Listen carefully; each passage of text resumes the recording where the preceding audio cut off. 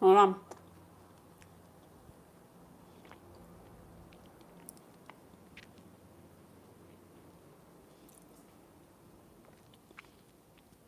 Okay.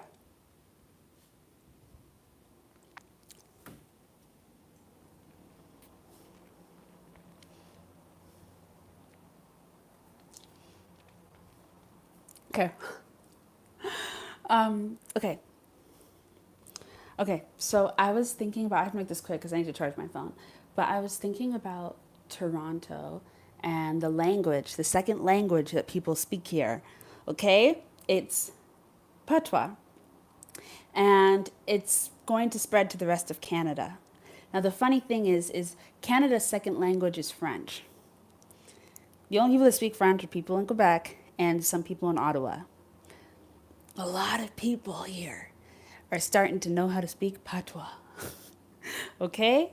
Patois is going to become a language. It's going to become an official language. It's going to become the second language of a country. It's going to become the second or the third language of a country. It's going to become the third language of Canada because the amount of people that speak it here. And it's crazy because that's something that descends from slavery. So a slave language is going to be a language that represents a nation. And it already represents Jamaica, yes, of course, but Jamaica and other places, the Caribbean as a whole it's complicated when it comes to nationhood, right? We all know this because of all the things that it is. But and of course, it's not to say that it takes away or that it's not a big deal that it's a language there, but you guys understand the meaning, the value of that. That's a big deal. That's something that our ancestors created that lives on beyond us in the world. Their language that they created during enslavement is going on and it's becoming a very common language for young people to speak in Canada. That's a big deal. That's a very, very big deal. And it's very exciting. It's very exciting because people are going to have to learn it if they want to know what it means because people aren't walking around explaining what it means.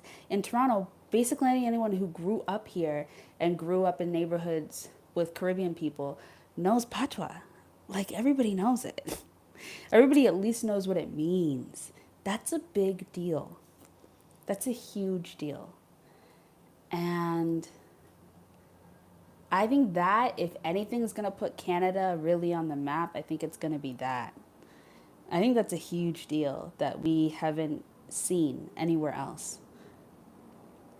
And I don't know if yeah, it's we haven't seen it anywhere else. I don't know if Creole is something that is as widespread. I'm sure maybe it is, but we might see this globally. Actually, okay, what we might begin to see is the rise of enslaved languages that come from periods of enslavement or colonialism.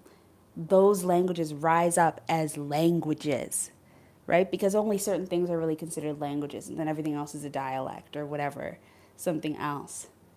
They're going to become languages. That's a big deal because then you're tapping into the thought process literally of your ancestors. What were they saying? You're speaking as they speak. You see how people work hard to keep Shakespearean time language alive?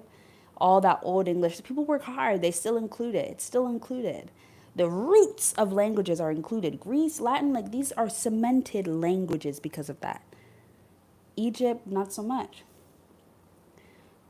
But Greece, Latin, Roman numerals, like it's a thing to have your language be considered a language. So, and for like a country like Canada, I think that's a success on our part. I think that's a real, real win.